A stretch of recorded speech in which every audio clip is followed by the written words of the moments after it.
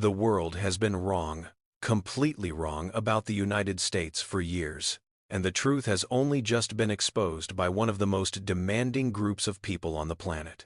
What could possibly make 18 Russian billionaires, oil and tech magnates, men who wield enough power to shake markets, and who carry deeply rooted prejudices, bow their heads and admit they were mistaken just 48 hours after landing in New York?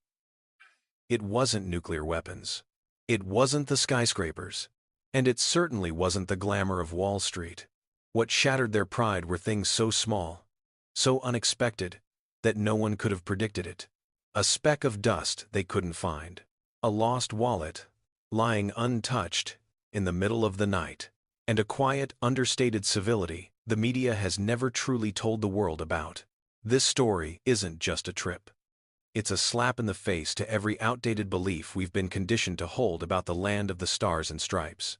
Buckle up, because what you're about to read may change the way you see America forever. So, who are these men?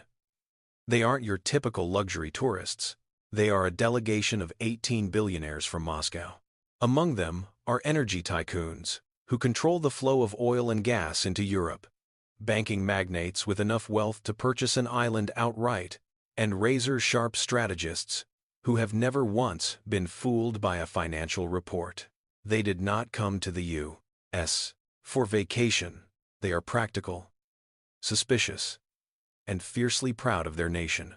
Before stepping onto their private jet, their minds had already been programmed with a solid ideological framework.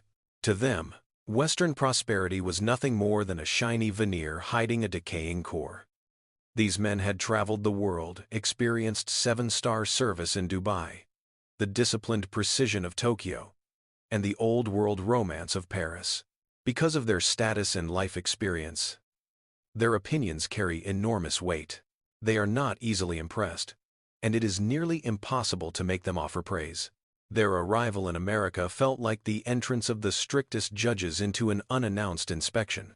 And they were convinced they were about to witness the collapse of a worn-out American dream. New York? Nothing more than a giant trash heap covered in gold. One billionaire scoffed as the plane began its descent. That was exactly what they believed. In the minds of these 18 powerful men, America existed as a chaotic, unsafe painting, a nation defined by division, filthy subway stations crawling with rats, and streets where crime lurked the moment night fell. I used to think the United States was a place where civilization was moving backward, the steel magnate quietly admitted to his assistant. They were convinced that Hanoi, or their own Moscow, had become far more modern and orderly than the aging infrastructure of the West. They braced themselves for airport delays, rude customs officers, and chaotic city traffic. They even requested an expanded security team out of fear for their safety. Their skepticism wasn't just in their words.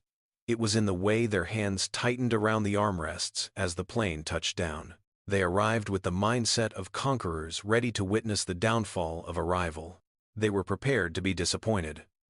They were ready to say, "See, I told you so." But they were wrong. The moment the aircraft door opened, the first gust of air that rushed in wasn't the smoggy, stifling air they had imagined. It was a stillness, an almost eerie cleanliness that blanketed the entire airport. As the billionaires stepped out, their familiar, sharp-eyed scrutiny activated like radar searching for flaws. They looked for a scrap of trash. They looked for a stain on the terminal floor. They looked for irritation on the faces of the staff. But what stared back at them were polished floors, reflecting soft LED lights, so spotless that, as one of them later exclaimed, "It felt like I couldn't find a single speck of dust here, even with a microscope." The sounds around them weren't barking commands or blaring speakers. They were soft footsteps on carpet. They were customs officers greeting them with, "Welcome to the United States," accompanied not by a forced corporate smile, but one filled with pride and professionalism. Immigration procedures moved so quickly that they found themselves outside the arrivals hall before fatigue even had time to settle in. No bureaucracy, no suspicious stares, just the sheer efficiency of a machine running flawlessly. And in that very first moment, a crack appeared in the hardened shell of their prejudice. Leaving the airport, a limousine carried them toward the heart of Manhattan. It was late. Perfect timing, according to their mental script, for America's dark side to emerge. They expected shadowy alleys, dangerous stairs, and police sirens, wailing nonstop. But New York greeted them with a dazzling, orderly symphony of lights. They decided to do something bold. Step out of the car and walk a few blocks in the center of the city. Night wind drifted through the skyscrapers with a chill, but what they felt inside was strangely warm.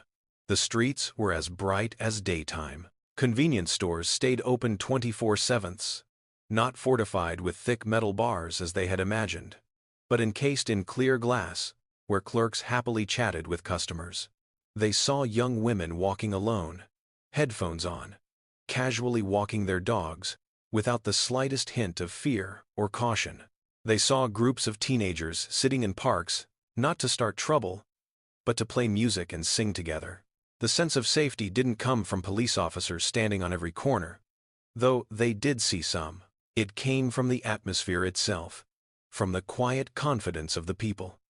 The anxiety they had prepared so carefully back home never had the chance to be used. Instead, there was only astonishment. "Why does the media say this place is dangerous?" one of them murmured, the question slowly taking shape.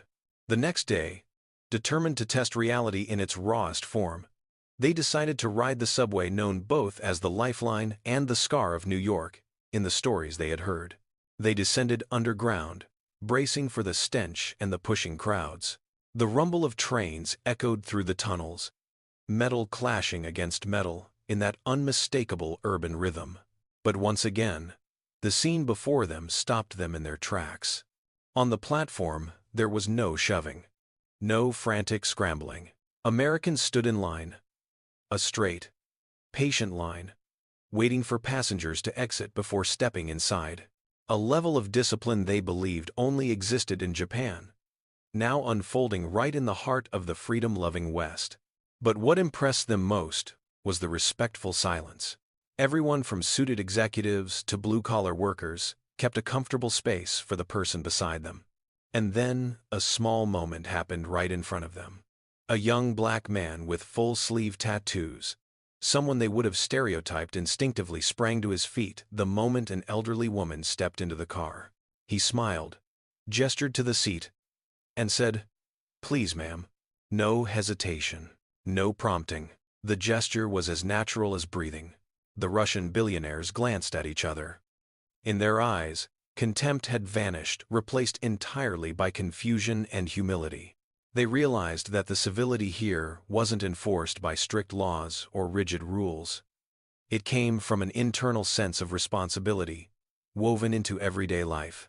The final knockout moment came from the way Americans delivered service, not with the submissive deference of someone serving the wealthy, but with equality and genuine respect. When they walked into a cafe, the barista asked how their morning was, as if greeting friends. When they asked someone on the street for directions, the stranger didn't simply point. He stopped walking, pulled out his phone, checked the map, and explained everything carefully. That warmth wasn't the calculated politeness of someone hoping for a tip. It was generosity pure and unmistakably American. The delegation moved from one surprise to another. New York wasn't cold like Moscow. It was vibrant, yet warm. Modern, yet deeply human.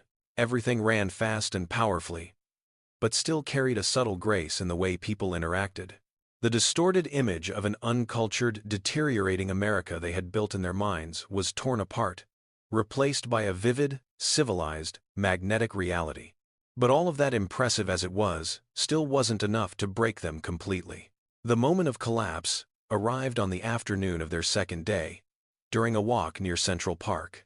One of the billionaires, lost in thought, dropped his thick wallet, stuffed not only with cash, but with elite black credit cards and crucial documents. He didn't notice at all and continued walking another 100 meters. Suddenly, A shout burst from behind them. "Sir! Sir!" They turned around, and the bodyguard stiffened instinctively. A 1-2-year-old boy, simply dressed and drenched in sweat, was sprinting toward them. He stopped, breathless, raising the wallet above his head. "You dropped this back there," he said, offering it with both hands. The billionaire froze. He grabbed it, checked inside.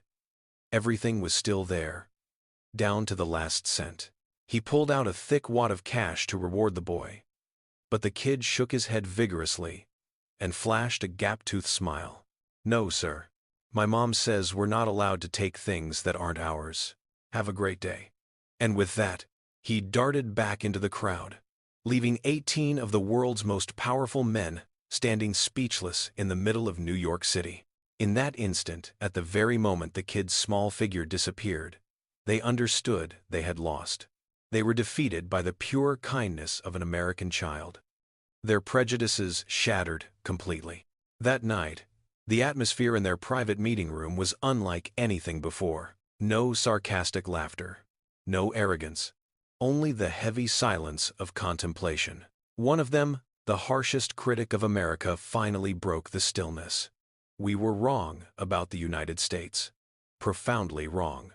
The admission landed like a ton of bricks. They realized that the true modernity of a nation isn't measured by skyscraper height or missile speed.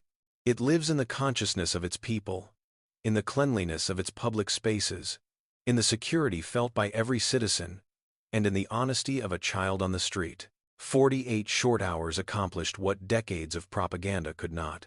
New York hadn't defended itself. It simply lived authentically, and that alone softened the hardest hearts. They arrived with contempt, but they left with reverence. They made a promise to each other, and to the city itself. They would return, not to scrutinize, but to learn, to study how a society could function with such trust, such self-discipline, such everyday decency. The story of these 18 Russian billionaires is more than a travel tale. It's a lesson in humility and the cost of prejudice. Sometimes we let rumors blind us, forgetting to experience the truth for ourselves.